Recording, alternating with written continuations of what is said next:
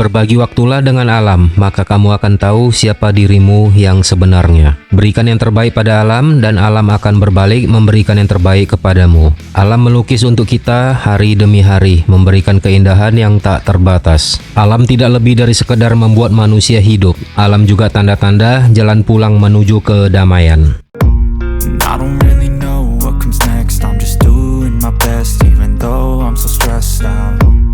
Everything just feels like a test that I fail so depressed. Kawah Putih adalah satu-satunya pesona yang diandalkan Balai Besar Konservasi Sumber Daya Alam atau BBKSDA Sumatera Utara untuk menggait pengunjung mendatangi cagar alam Dolok Tinggi Raja. Cagar alam seluas 167 hektar ini berada di Desa Dolok Marawa, Kecamatan Silau Kahean, Kabupaten Simalungun, Provinsi Sumatera Utara. Dari luas seluruhnya 4 hektar menjadi lokasi utama mata air panas yang bercampur dengan belerang. Dan sumber air panas ini dikelilingi oleh endapan travertin atau batu kapur yang berada di ketinggian 450 meter di atas permukaan laut. Bukan hanya kawah putih yang ada di sini, tapi juga keanekaragaman hayati atau potensi alam lainnya yang masih natural. Sebenarnya dilarang untuk sembarangan memasuki kawasan Tinggi Raja karena statusnya sebagai cagar alam. Larangan ini mengacu pada ketentuan Undang-Undang Nomor 5 Tahun 1990 tentang konservasi sumber daya alam hayati dan ekosistemnya, serta Peraturan Pemerintah Nomor 28 Tahun 2011 tentang pengelolaan kawasan suaka alam dan kawasan pelestarian alam.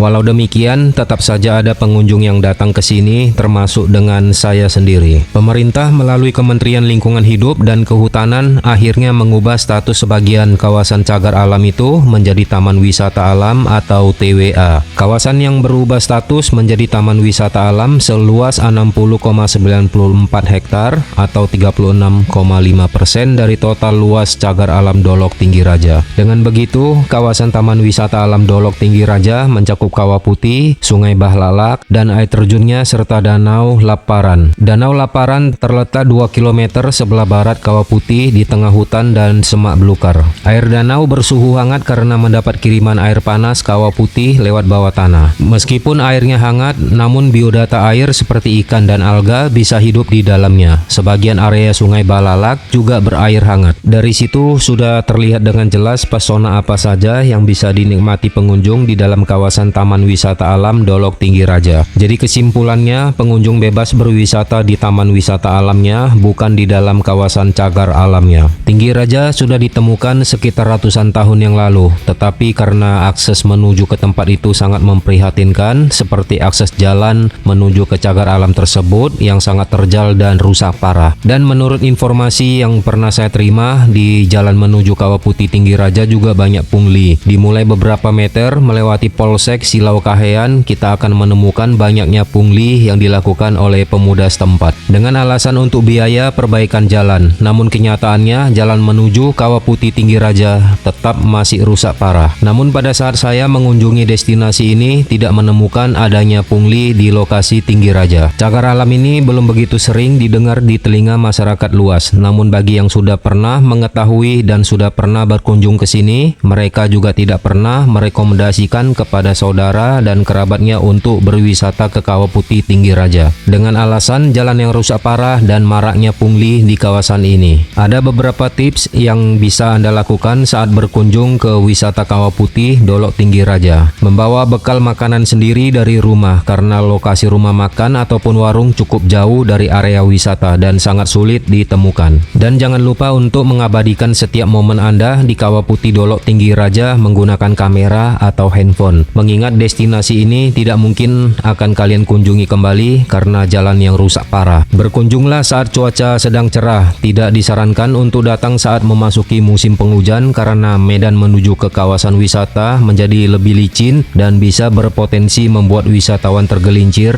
dan beresiko terperosok ke jurang di pinggir jalan. Gunakan baju dan alas kaki yang nyaman saat berkunjung ke Kawah Putih Dolok Tinggi Raja, sebab ini adalah kawasan cagar alam dengan kondisi layaknya hutan lindung. Gunakan kendaraan jenis Jeep atau double gerdang manual transmisi. Jangan gunakan kendaraan transmisi otomatis buat pengguna mobil. Dan usahakan tidak menggunakan motor matic, tapi gunakanlah motor manual buat pengendara sepeda motor. Yang utama, periksalah kondisi ban kendaraan kalian karena kondisi jalan berbatu tajam dan sangat sulit sekali mencari tukang tambal ban di sini. Di Tinggiraja tidak ada satupun SPBU, hanya ada penjual bensin eceran saja, dan itu pun jauh dari lokasi Kawah Putih. Usahakan saat berangkat isi sampai penuh tangki kendaraan Anda. Jika ada warga setempat yang ingin memandu kalian ke Kawah Putih, berikanlah tips sewajarnya dan jangan langsung disetujui jumlah yang dipatok olehnya. Dan yang terakhir, tiket masuk ke objek wisata Kawah Putih Tinggiraja ini gratis karena kawasan ini merupakan cagar alam. Namun sayangnya pada saat saya sampai di cagar alam ini sudah kesorean, jadi saya memutuskan untuk tidak masuk menelusuri hutan belantara untuk menuju ke Kawah Biru nan elok itu.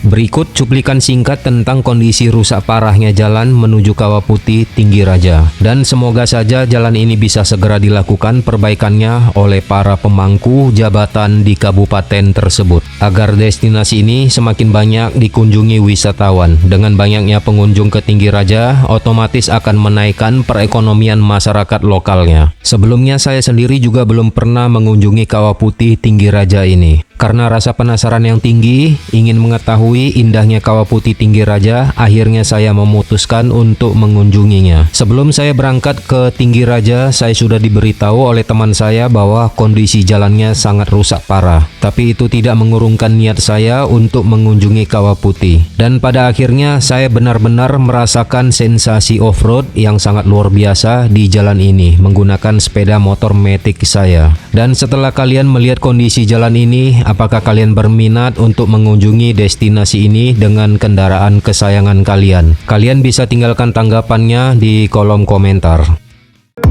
And I don't really